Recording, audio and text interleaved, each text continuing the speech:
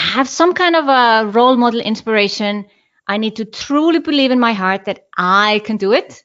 And then nothing is going to stop me. I'm going to figure it out. Power to Live More with Jo Dodds. Welcome to the Power to Live More podcast, all about productivity, organisation, well-being, energy and resilience.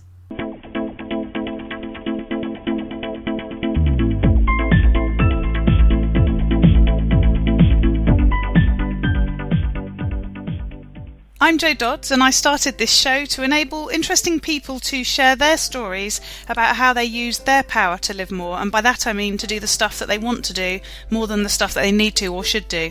It's about creating a life for yourself where you have the energy, health and space to be happy and fulfilled, spending your time as you'd like, whether that be at work, home or somewhere else entirely. That's your choice.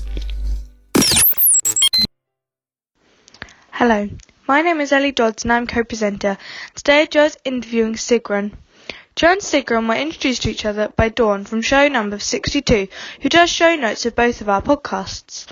Jo has already been on Sigrun's show and now it's Sigrun's turn to be on ours. Sigrun is a mastermind business coach helping online entrepreneurs create 6 to 7 figure lifestyle business. Back to the studio. Today I'm interviewing Sigrun, creator of SOMBA, the MBA programme for online entrepreneurs, TED speaker and host of The Sigrun Show, which I was actually on a few months ago. So welcome, Sigrun. This is our second attempt, or almost our third attempt. We nearly didn't get to do today's either, did we?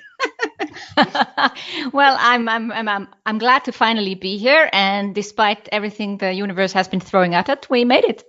Exactly, we did. So I'm very much looking forward to it. And I was just saying to you that I listen to your daily briefings on Alexa. So I have your voice in my head every morning.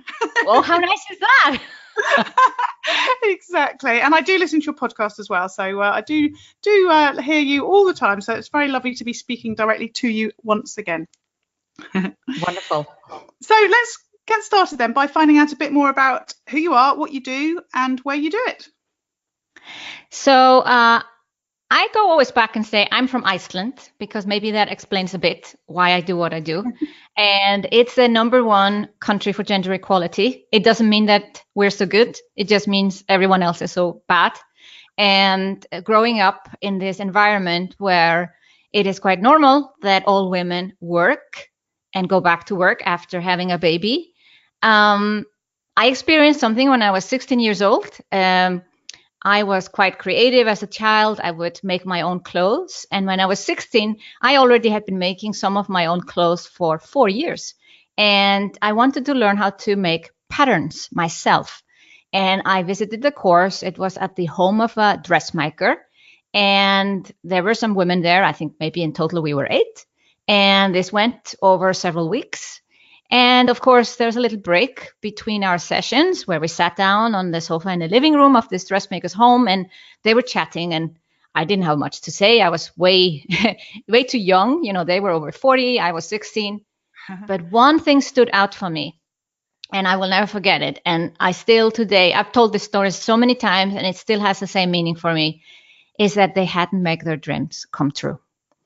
And they said because we had children, because we got married, there were all kinds of reasons. And I say excuses, because what this meant to me, that I shouldn't have children.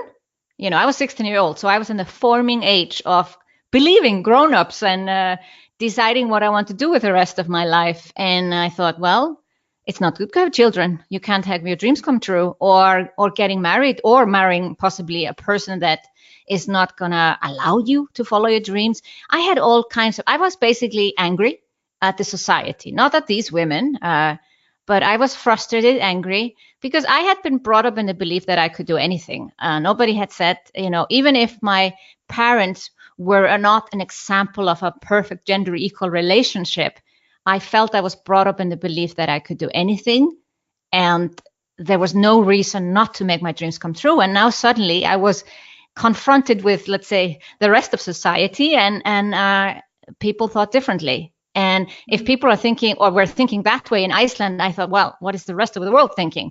That this is impossible for women. Yeah. And I made a strong decision. I decided not to have children. I do not have children today, but I have two wonderful stepsons. So ultimately, I would have changed my mind at some point about children.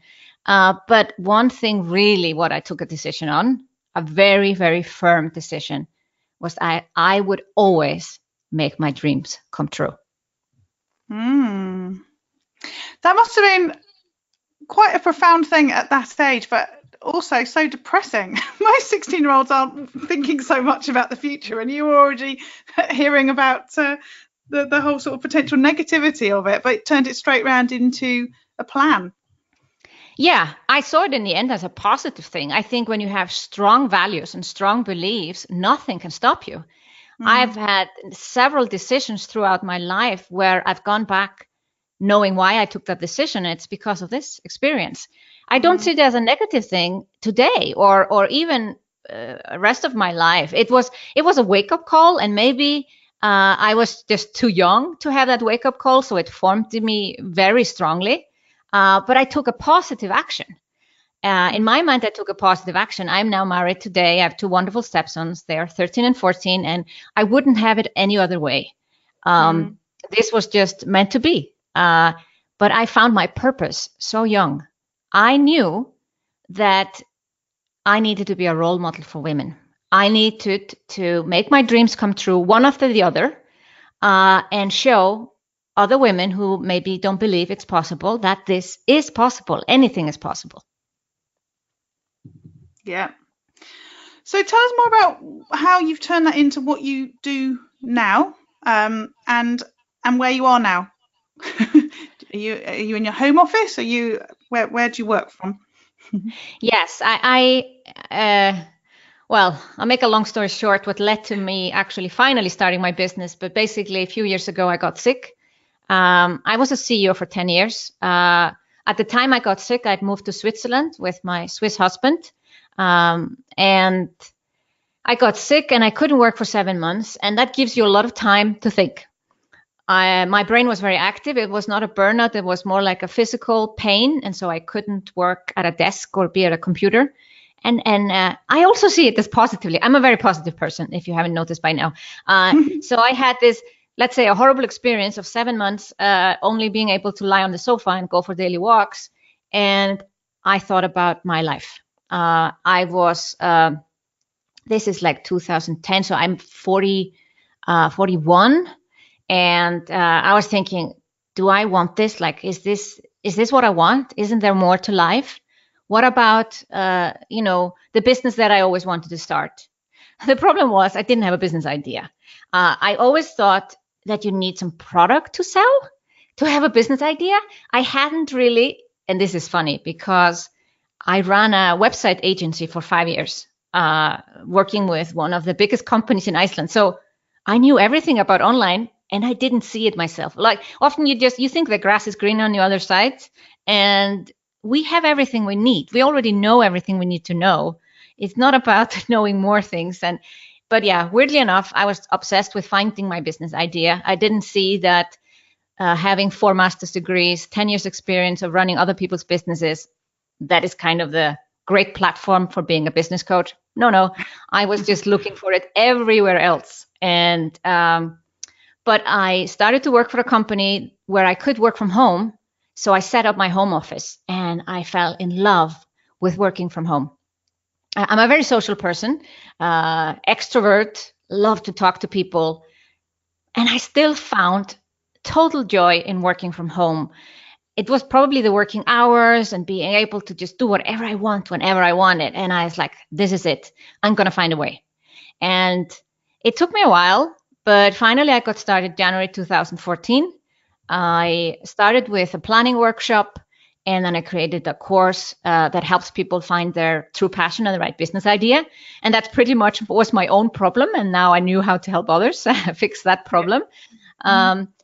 And this led me to, in the fall of 2014, starting to working one-on-one. First 6 weeks, and then 3 months, and then it was 6 months.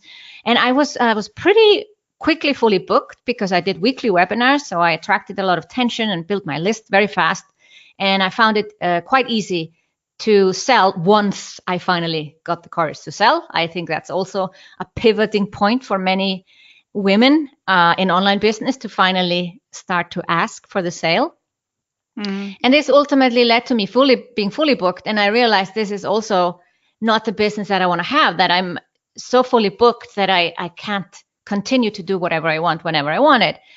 But I knew it is a long game. I was actually patient. So there's a part of me being very impatient moving forward, but a part of me is very patient of like, I see on the horizon where I want to go.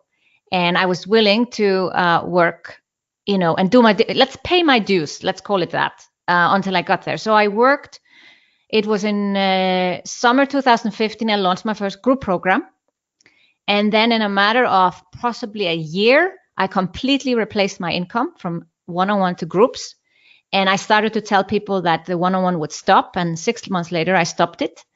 And then in 2017, I'm going very fast through this. In January 2017, I had been doing groups for 1.5 years. I had completely stopped one-on-one.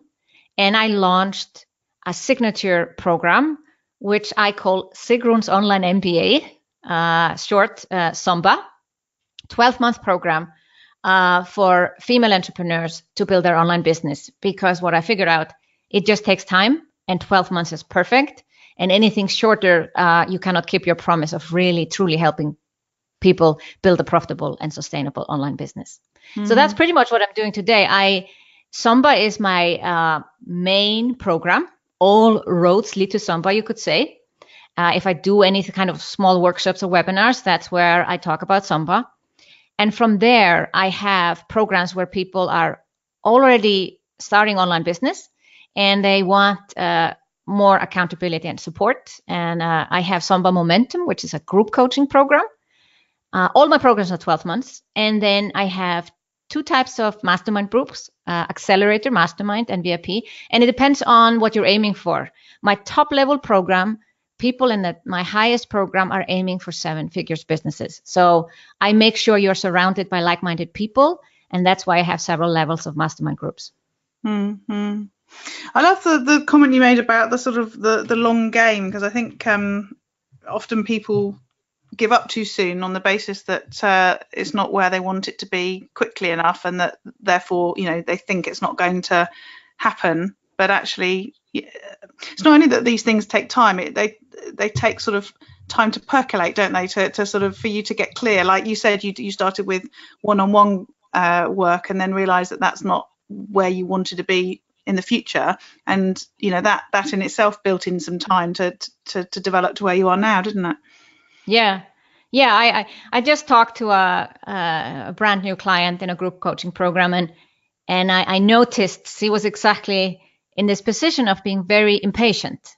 And I will need to have a word with her on the impatient thing, because it leads to possibly giving up too soon and not willing to take and the learnings you need to have. So I know while I was doing all of this, there was a part of me being frustrated. I want to be really honest about that. It's not, oh yeah, I'm playing the long game, I know how to do it. No, there was a part of me frustrated watching other people. This is dangerous, the comparisonitis, watching other people who had their signature online course. And I thought to myself, where is my signature online course?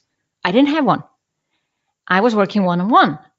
I was being fully booked. I was invited to podcasts. Like, people were noticing me, but I felt like, where's my online course?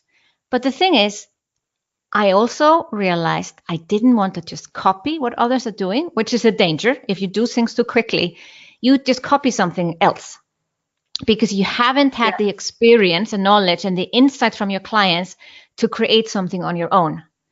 And I realized this as I saw lots of copies. There was a particular online course that I was a part of in 2013, and I saw so many people just copy it, and it made me sad, and I didn't want to be one of them.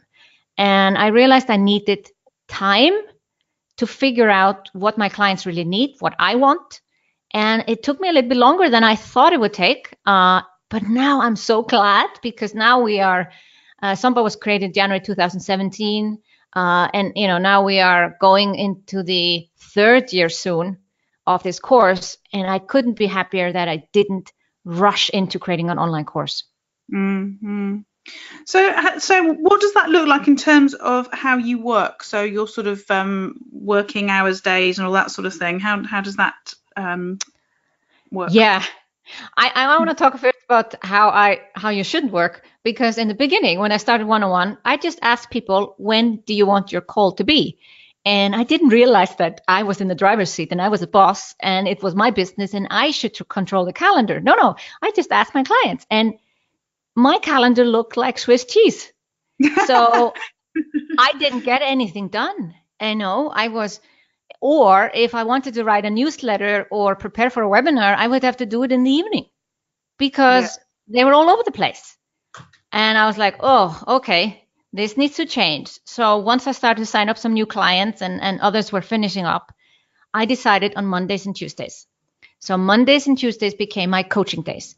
And I did them back to back.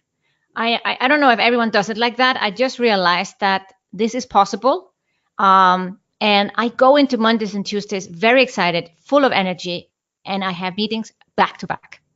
Mm-hmm. This enables me to free up some more time. It doesn't mean that my rest of the week is free. I'll talk about what I do the rest of the week. But I still today, Mondays and Tuesdays are my coaching days. Now I've actually cleared up Monday morning because I realized that I want to ease into the week. I want to be able to check some things, possibly write a newsletter, do a weekly office hour inside my SOMBA program, things like that. So Monday mornings, I do not schedule anything any longer. Mm-hmm. But rest of Monday and whole of Tuesday is coaching. This can be group coaching because I have all these mastermind groups. And then I also have some one-on-one calls as a kind of a bonus to my VIP programs, but I don't do individual one-on-one coaching anymore.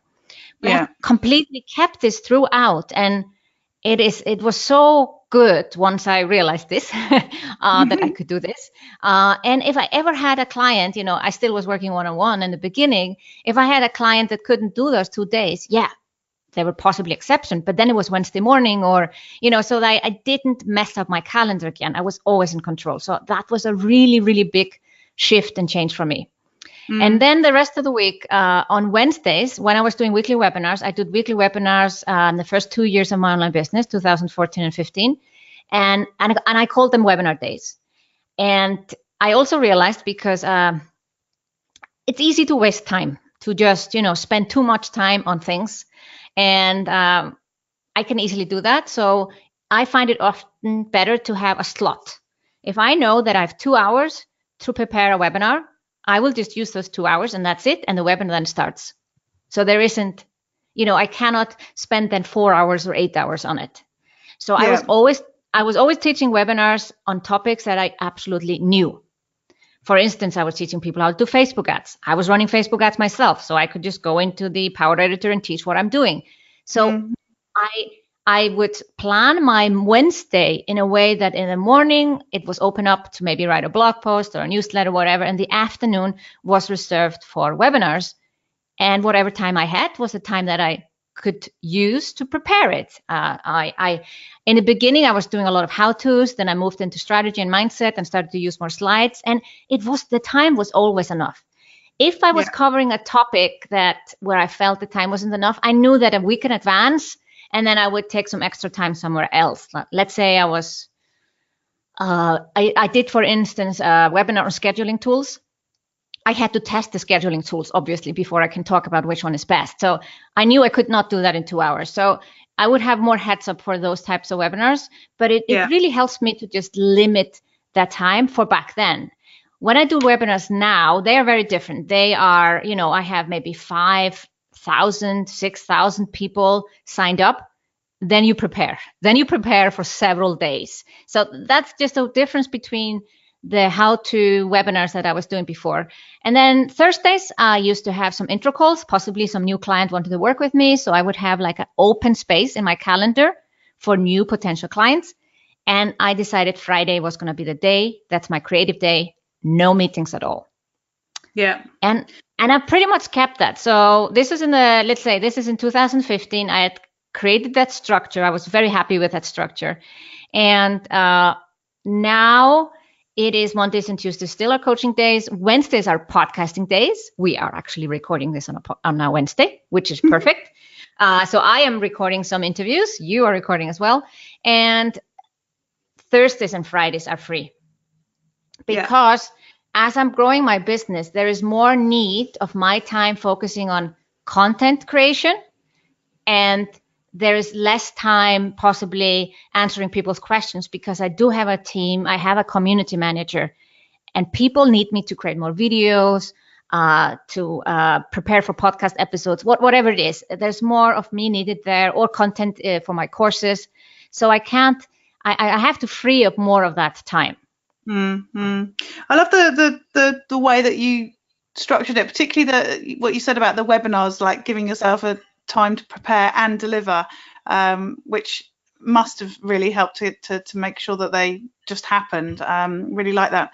So what about now? You've obviously got quite a structure to your work life. How do you prioritize what you do between your work life and your sort of personal life? Do you have a finish time, a hard finish time on the day? Do you only work during the day and you don't ever do evenings, weekends, and that sort of stuff? How does that all work? I'm not so strict on that. I truly love what I do. I retired my husband 1.5 years ago. He works with me in the business, and this leads to us, of course, talk about business a lot, also in the evening. But also with his help, when I'm alone, I just work. I love, I could just hang on Facebook groups, and it's truly my passion. But yeah, he helps me wind down. We go out for dinner maybe, or we cook together. So, and then I do not go back to the computer on there is some kind of an emergency. So yes, I do not necessarily work on evenings, but I work maybe until 7 or 8. This is because I have clients. I'm based in Zurich or in Iceland, and I have clients in the United States, Los Angeles, for instance. And my days are then more towards the back. So I might start later in the day. I start maybe at 10 and then I finish at 8. But this is just Mondays and Tuesdays. So it's not the whole week. But Mondays and Tuesdays can be long days. I might be on a podcast of someone who is also in Los Angeles, and I will open up a slot and do that. And I rather just finish the day, and then often on Monday, for instance, we would then prefer to go out for dinner than to start to cook so late. And then we have an easy evening and discuss, whatever is coming up for the business.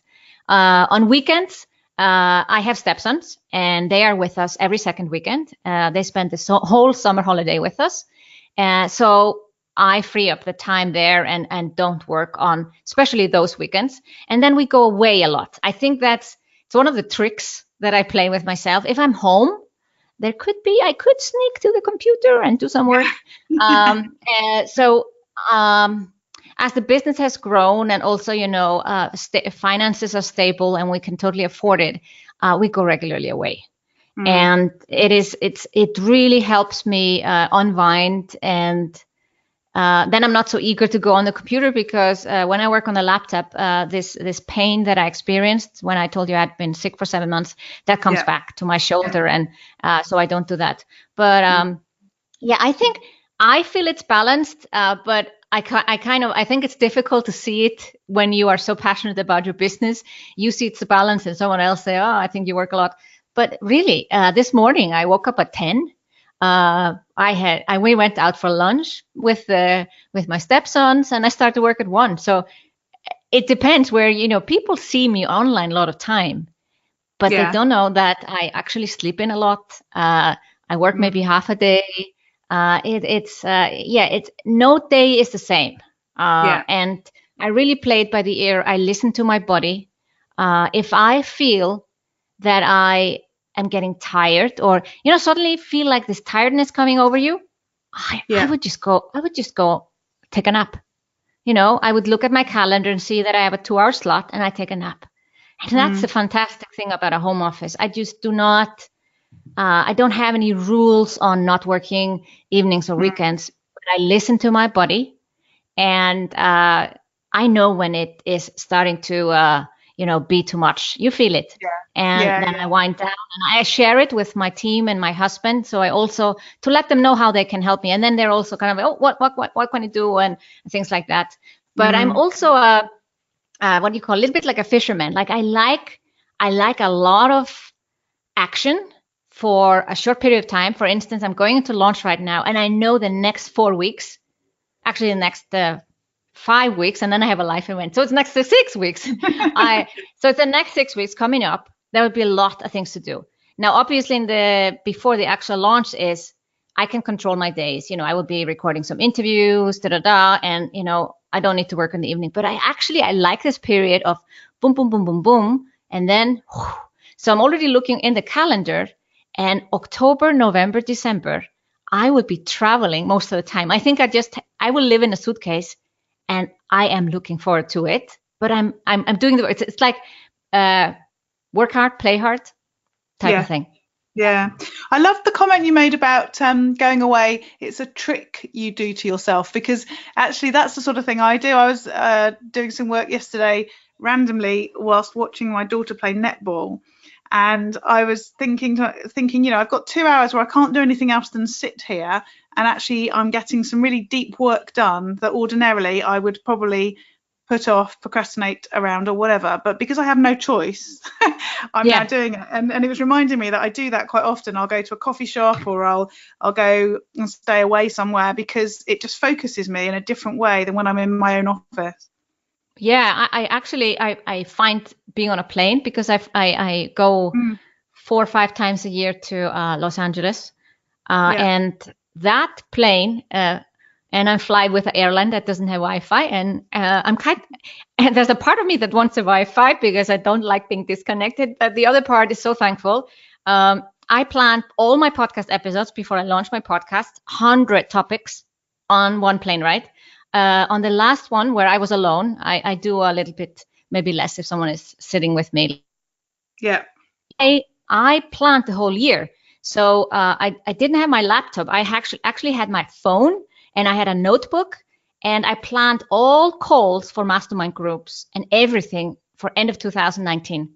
And then when I came to the hotel room, it just connected my phone to my Wi-Fi, and it was synced up, and it felt amazing. Like, working so far ahead, knowing in July what your schedule is the whole next year, I was like, wow, I'm really a grown-up entrepreneur now.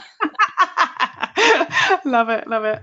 So what about getting stuff done? I mean, obviously, like we've just said, you sort of create these opportunities to batch some of the stuff that you do and so on. But on a sort of day-to-day basis, how do you get your tasks done? How do you know what you need to get done, and how do you make sure that happens? Oh, this has changed hugely. It was so interesting, when I was working for someone, when I was employed, I always felt super effective and get things done. And as I became an entrepreneur, my squirrel brain took off a bit, It is easy to get distracted with Facebook and things like that. So I have found that I need to have very few tasks on my plate to get it done. So, for instance, today, my calendar has podcast recordings. We're recording this podcast, obviously, 3 or 4 people. Anyway, so it's a little bit like Swiss cheese today, but that's when you open up your calendar and allow people to book anytime, and it leaves Swiss cheese in between. But I have one task today. It is to record a 10-minute video, and then if I manage it, which I'm hoping, then 10 1-minute videos, because it's all the same topic. And that's my only task today. So yes, I might ping people about something else. And then when I have a 5-minute slot, I go into my groups to make sure all comments are answered, in my higher end groups where I do promise that I answer. But yeah, I cannot have multiple tasks. So I really try to outsource everything. And my podcast process, for instance, I've really perfected that. And part is my squirrel brain. And I need to focus on one thing, and I otherwise too easily get distracted. So I don't really use a project management tool anymore. My team uses it. My team uses Asana, but I don't go in there any longer. I hear a lot of entrepreneurs that have a growing team like myself, go down this route that I don't go into Asana. The danger is with my squirrel brain, I start to look at all the tasks that everybody has. And that's none of my business. And I just focus on the task that I am. We have a team meeting once a week, and I know what I need to get done today, tomorrow. And it's typically just one thing a day because I have possibly some commitments otherwise. And I have then the team, and we communicate over Slack. So for instance, the podcasting process, which I think is an example how you can be more productive, even if you're a squirrel like myself. When I invite people to come on my show, I do that typically myself. I don't outsource that because I want to interview people that I know or friends of mine have recommended that I should interview. Yeah. And I send them a scheduling link, and when they fill out, it immediately asks them for the bio and pictures. So nobody needs to follow up and ask for those things afterwards. Mm-hmm. Then I use Zapier that grabs that information and puts it automatically into a Google Doc. And we have a Google Drive where every guest speaker on my show has their own doc file, which is basically a copy of the information from the scheduled ones. And my team goes in there and grabs the bio and the picture and whatever. And there's no communication between us. There's not even a project in Asana called podcast because this process works so well. At the same time, we have connected Zoom with scheduled ones. So Zoom automatically creates a link from scheduled ones. Nobody sent it manually out. It's automatic. And automatically a new Zoom link for every new guest. Plus, I have an Excel sheet that I type in all the upcoming episodes. So as I have ideas, or a podcast guest had been invited, I can even just note down invited or follow up, or I note down the date that it's been recorded. So this scheduling sheet, the team works in it, and I write down done when I've recorded my episode. My team has a notification on Dropbox when our episode folder gets changed. They get a notification. So I don't even need to tell them that I've just finished to record a podcast episode. Mm. So the whole thing, once I've finished to record something, I know that the rest is a smooth operation because everything's automated. And I think that's a part of where people say, oh, you get so much done. I'm like, well, I have automated everything that I see I can automate with easy tools. Zapier is really easy too. Like anyone can learn how to use it. It's not expensive, and it can work for almost anything. And I feel that really helps me. Yeah, coming back to the question, I cannot have too many tasks because I'm a total squirrel. Yeah, it's funny as you say about Zapier being so flexible, because I have a similar automation process, although not quite as sophisticated, and you're just inspiring me as ever to go and review it again. But it's funny because I use different tools to you, but I do use Zapier to join them all together. So and you've reminded me that it's through Dawn, our lovely show notes person, that we met in the first place. So she's part of our process, isn't she? Exactly. She just told me that I had changed my mind about a title of an episode, and of course that messes up our process a little bit. But then I go into a Slack channel and says I've changed the name, because when you have so much automation, you're not talking necessarily back and forth about each episode. No, but it's good to have Slack. I see the team communicating there, and it's great, and it is, yes, I feel I'm productive, at least on the outside. It looks very much, but I guess we're very hard on ourselves. I always feel I could do more. And I'm starting to realize that, hey, just do one task. But recording 10 videos in one day, that sounds like huge effort for someone. But for me, I know what I'm saying. I can get this done probably in 2 hours, but I just need to find that 2-hour slot and then do it. And I have to do it today because we want to send it out to our list on Friday. So I need that. I need deadlines. I need time pressure, and not have too many things on my plate. Yeah. So you've talked a bit about tools and apps. Have you got any others that you'd recommend? Evernote is my brain. Yeah, me too. Everybody should be using Evernote. I send everything to Evernote that I need to remember. This could be anything that I jot down. When I brainstorm, we take pictures and I send them and file them in Evernote. I have a notebook. I like to write in a notebook, even if I'm a very digital person and I have a paperless business. I still have my notebook, but I take pictures and then I put them together, put them into Evernote, any kind of numbers I need to remember. So yeah, that's great. Yeah, Zapier is really life-saving. There are other tools similar to Zapier. There's IFT, that is like a simple version of Zapier. Yeah. For instance, I had forgotten I had this IFT thing that I would say Happy New Year automatically on Facebook. So it's been going on for years. So I'm always surprised, like, who posted this? Brilliant. So yeah, I think I turned it off because it surprised me every year because I forgot about it. So if everyone thought that you were so sad that you were sitting there sending messages out. Yeah. But it's an automation. But it's really like the little brother of Zapier, IFT, for simple things. It's free.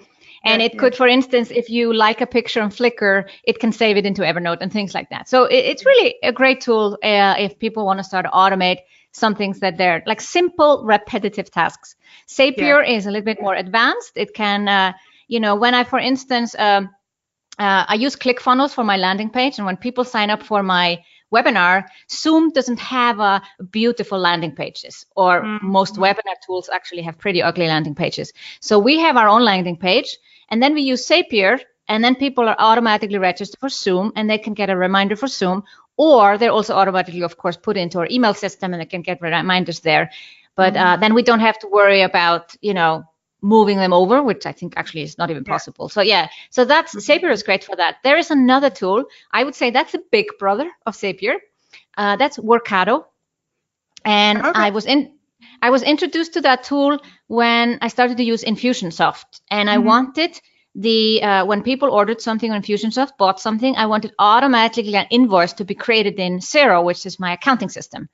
And then Zapier couldn't do that. Now, Workato is like a recipe.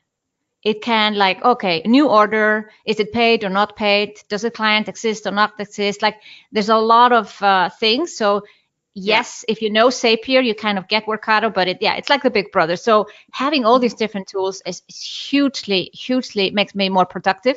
And then we use Receipt Bank for all our receipts. So me too. That's revolutionary. I love it. Revolutionary. You take a picture of your receipt, goes into Receipt Bank. Once Receipt Bank knows your business a little bit better, you've categorized the things, and then we automatically connect it to Xero. And so that is great. Of course, with automation, you have from time to time to check that things are working. So my husband, who is now helping me in my business since he quit his job, he goes in and checks, is there a double invoice or something? Automatic systems are not 100% reliable, and instead of just being upset about it, just assume that it will happen and check it from time to time. Yeah, lovely. So moving on, you talked about having been ill and knowing still that you need to manage your sort of work environment with that. And you talked about naps when you're feeling a bit tired. How else do you look after yourself, make sure that you're healthy and resting when you should and that sort of thing, relaxing and so on? So I was really good at daily walks. It was one of the things that actually helped me recover when I was sick for 7 months. And there are periods where I do a little bit less. Now it's so hot, I just can't go out. But I'm waiting for the hot period to be over. But then I go back to my daily walks.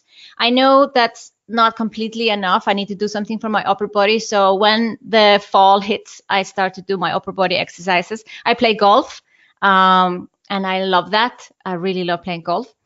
And I have done something. I just quit drinking Coca-Cola. And I was Coca-Cola addicted for 30 years. I drank it every single day. I still kind of want it. Now it's super hot outside and I'm thinking, oh, Coca-Cola. But yeah, I'm drinking sparkling water. I drink loads of water. I don't know how many bottles I drink a day. I know I could just drink the tap water, but I guess I'm trying to get the the fizzy part of Coca-Cola with water instead. So I am paying attention. But my biggest thing is sleep. Yeah. If I am feeling like I'm getting sick, or I'm feeling like I need some extra energy, I make sure I sleep well. And I have no, problem with just sleeping in. Of course, I will not miss an appointment, but I sometimes sleep in, and it helps me hugely. In the past 4 weeks, there were twice where I thought I was getting a cold, or like, I didn't feel well. And I just went early to bed. I slept in the next morning and it was gone. Yeah. We forget how important sleep is, don't we? Yeah.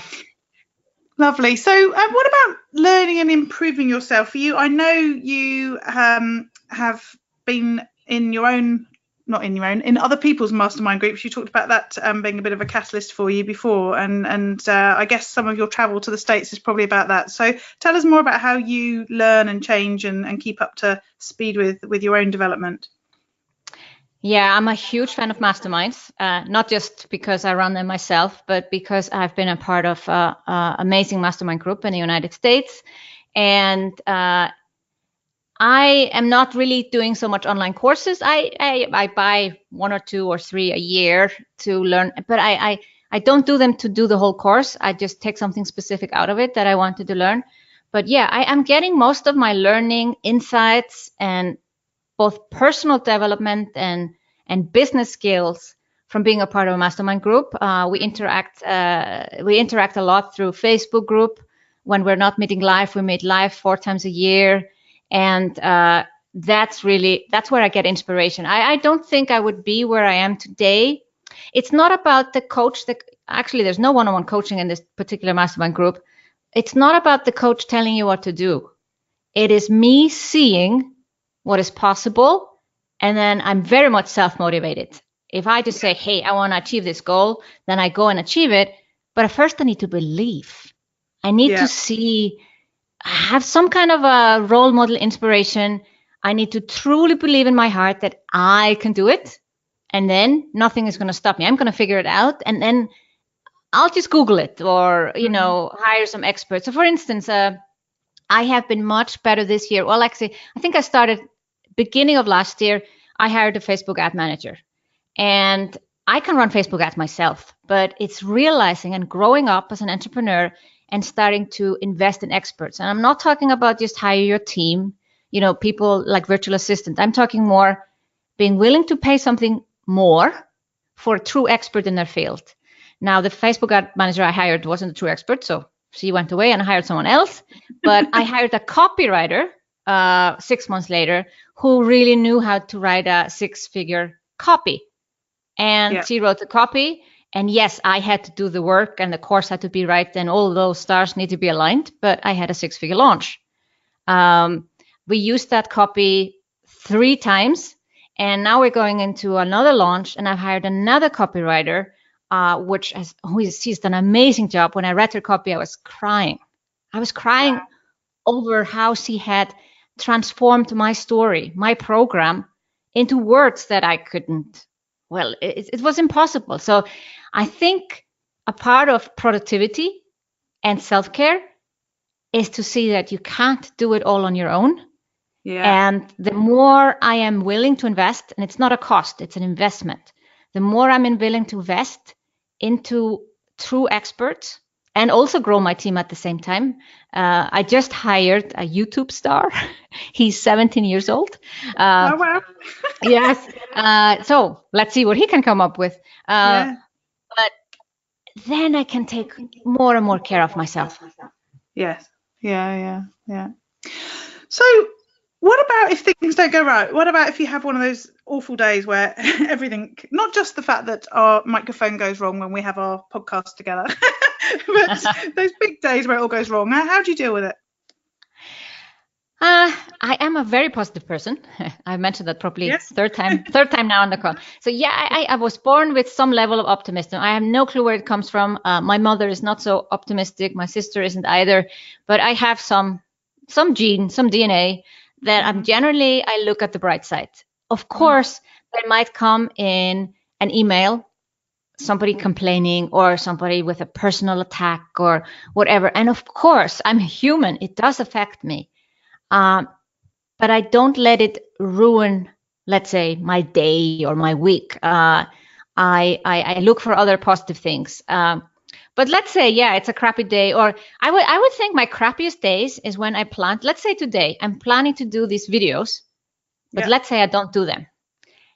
I will feel pretty crappy about that. I guess I'm more frustrated about that than external influences or circumstances. Is when I have,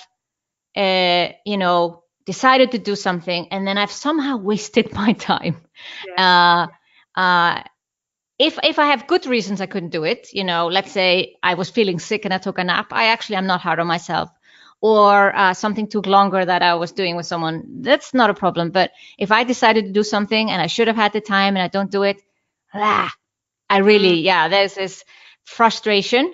And the lizard brain goes all havoc on me and says, that's typical you, and procrastination, blah, blah, blah. So that's worst days for me. And what do? I have to start the next day and just believe I can get it done. And if I get it done on the next day, then all is good again. Yes. Yeah. It's that bit about letting yourself down, isn't it? Because we probably don't let other people down very often because we just hit those deadlines. It's ourselves, isn't it, that we let down at times. Yes. Yeah. So what about that day where you end the day knowing that you've had the chance to live more? And I talk about that being where you get to do the things you want to do rather than the things that you feel you should do or you have to do. What does that day look like for you? When I did my first live event last September, and we have a live event coming also up in 5 or 6 weeks now. It felt like a dream come true. And yes, it's work, that's a thing, but it felt truly like a dream come true. I've always, since I was 6 years old, had this vision that I would stand on stage in front of people. And I have spoken on stage. I've spoken in front of 300 people, but it wasn't my own event. And when it was my own event, I had 90 people. We had sold out. We didn't even think we could fill a 300 people event, so we had a smaller place. And I was like, they're here because of me. Wow. That's so amazing. And then I know it's not just about me because I want to build a community, and I say the event is not about what I tell you, but what you experience with each other and all that. But it was that I had created this from scratch. It did not exist. And with my efforts over years, of course, building an online business and having enough people that would fly to Zurich and attend a live event with me. I'm truly grateful. I'm truly grateful. And a part of me emotional, and sometimes I cry happy tears when that happens. And that 16-year-old that you were who decided what you were going to do would have been dead impressed. Yes. Yeah, lovely. Excellent. So we've come to the end of the show. It's flown by. Thank you so much for all that you've shared. It's been so interesting to hear how you become productive and how you look after yourself and how you move things forward and all that sort of thing. Tell people more about how they can connect with you and how they can find out more about you. It's best to go to my website, sigrun.com. And there you're guided to where you want to go. I also have a 7-part video series where I talk about different pivoting moments in my online business. You will find that at sigrun.com/7 stages. Lovely. Thank you so much. Thank you.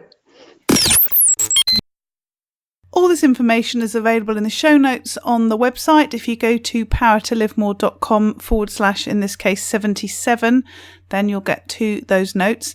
I didn't actually send a newsletter last week, so I don't have a tool to share with you this week, but I have been doing some work on my Power to Live More website and would like to just highlight to you the new Start Here section, which is on the menu. If you go to powertolivemore.com, the menu at the top has a Start Here section now, and that will take you into a page that talks about the 5 fundamentals, which you'll remember if you listen to the podcast, which are around simplify, systemize, share, self-care, and sustain. And they're the fundamentals that I work with my clients to help them to use their power to live more, so get to do more of the things that they want to do. And on that page, the Start Here page, it takes you through each of those 5 fundamentals and gives some links to various resources that might be useful to you.